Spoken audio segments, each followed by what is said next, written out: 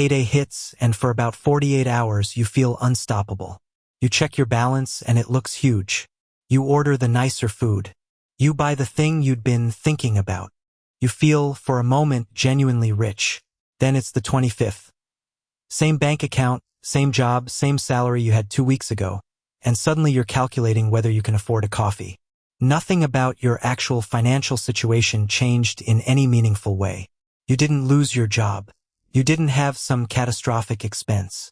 And yet the emotional experience of rich and poor happened inside the exact same month, on the exact same income. This isn't a willpower problem. It's not that you're bad with money. It's that your brain isn't built to process a number. It's built to process a feeling, and that feeling follows very specific, very predictable psychological rules. Today we're breaking down exactly why this happens, and more importantly, what it reveals about how your brain actually processes money.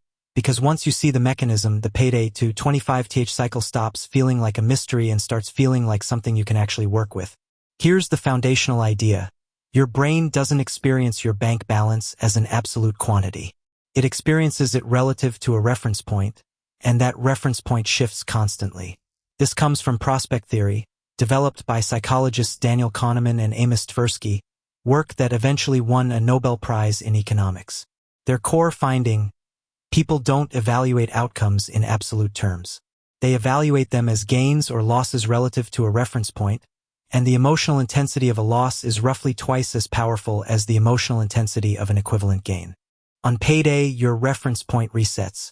The number in your account jumps up relative to where it was, and your brain registers that jump as a gain, triggering a small dopamine response, regardless of what the number will look like in 2 weeks. 2 weeks later, that same balance, now lower because you've been living normally, gets compared not to zero, not to your salary, but to how full the account felt on Payday. Relative to that reference point, you're in loss territory. Your brain doesn't compare your current balance to enough to survive. It compares it to how it felt 3 weeks ago. That comparison is what produces the feeling of being poor, even when, by any absolute measure, you're not.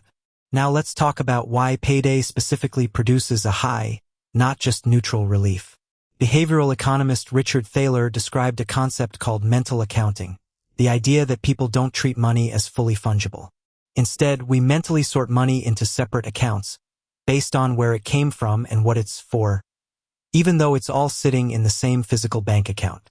A paycheck lands in what your brain treats as a fresh, unearmarked account, money that hasn't been assigned a job yet. That freshness is exactly what makes it feel expansive. For a short window, none of it has a designated purpose in your mind, so it feels entirely available, even though in reality most of it is already earmarked for rent, bills, and fixed costs the moment it arrives. This is closely tied to a second effect, the fresh start effect, studied by researchers Milkman, Dai, and Dai Riis. Their research found that people are more motivated and more optimistic near temporal landmarks. The start of a new week, a new month, a birthday, a payday. These moments create a subjective sense of a clean slate, psychologically separating you from your past spending. Payday isn't just financially significant, it's a landmark. And landmarks make people feel like a new, better resourced version of themselves has just begun. That combination, an unearmarked mental account plus a fresh start landmark, is exactly why Payday produces something closer to euphoria than simple relief. If Payday is a high, the days before the next one are a crash, and the crash is disproportionately painful compared to the actual dollar amounts involved. This goes back to loss aversion, the second half of Kahneman and Tversky's prospect theory. Losses are felt roughly twice as intensely as equivalent gains. So the psychological high of the paycheck landing gets partially offset almost immediately by anticipated future losses, rent, bills, subscriptions, even before those losses actually happen. But the anticipation isn't as vivid as the experience. So the gain feels real and immediate on day one, while the losses feel abstract and distant, until the account balance actually drops and the loss becomes concrete. At that point, loss aversion kicks in at full strength, and a decline that's smaller in absolute dollars than the initial gain you felt on Payday ends up feeling significantly worse. There's also a depletion effect at play. As the account balance drops, each individual dollar starts to feel more consequential. Not because the math changed, but because you're closer to a reference point that matters. 0 or your minimum safe balance. This is the same tunneling effect we've discussed before in scarcity research by Sendil Mullainathan and Eldar Shaffer. Attention narrows onto the immediate number as it approaches a threshold, which is exactly why the last week before payday can feel more stressful than the actual account balance would justify on its own. Here's where this stops being just an emotional curiosity and starts actually shaping financial outcomes. Multiple studies on payday spending patterns, including research using debit and credit card transaction data, have found that discretionary spending spikes sharply in the 24 to 72 hours after a paycheck deposits, then declines steadily until the next payday. This isn't random. It's the direct behavioral output of the mental state we just described. Fresh start optimism plus an unearmarked mental account equals a temporarily lowered threshold for what counts as a reasonable purchase. The problem is that this spending pattern is optimized for how the money feels, not for how the money is actually needed. Fixed costs, rent, utilities, debt payments don't care what day of the month it is. But because the available feeling is front-loaded into the first few days, a disproportionate share of discretionary spending also gets front-loaded, leaving less cushion for the back half of the cycle, which then produces the stress that defines the days before the next payday. This creates a self-reinforcing loop. Euphoric spending early in the cycle tighter, anxious spending late in the cycle relief, and euphoria again on the next payday repeat. Nothing about this loop requires an actual shortage of money. It can run at any income level because it's driven by relative comparison and reference point shifting, not by absolute scarcity. This is the part that surprises people. This cycle doesn't reliably go away as income increases. It often just rescales. This connects to hedonic adaptation, the tendency for people to quickly return to a stable baseline of satisfaction after a change in circumstances, whether that change is positive or negative. As income rises, spending and lifestyle typically rise with it, and the reference point rises to match. The payday high and the pre-payday low simply get recalibrated to a new, larger set of numbers. The emotional swing between them doesn't shrink just because the absolute figures got bigger. This is also connected to what's sometimes called lifestyle creep. Gradual, often unnoticed increases in spending that track income increases, driven by the same reference point mechanics we've been describing. A raise moves the unearmarked, feels available reference point upward. Fixed costs quietly rise to fill the gap.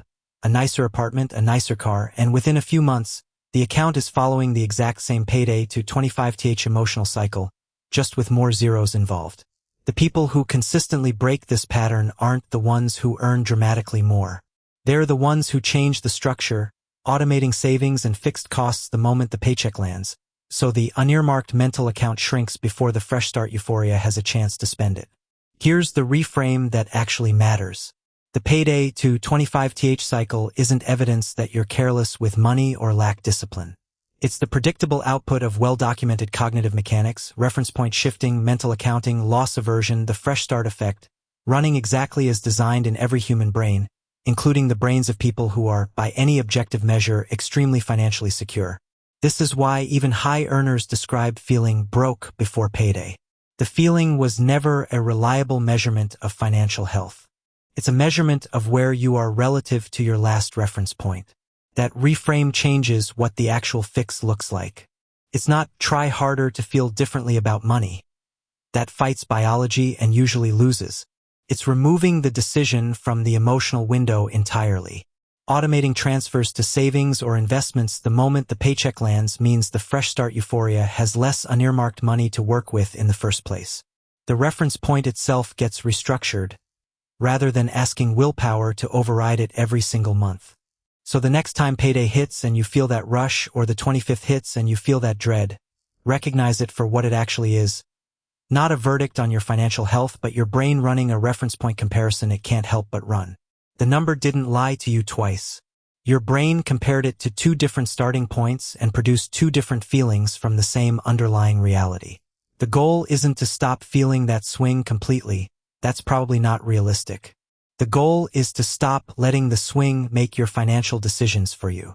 If breaking down the psychology behind these patterns is useful to you, subscribe. We do this every week, taking the financial patterns everyone experiences and showing you the mechanism actually running underneath them.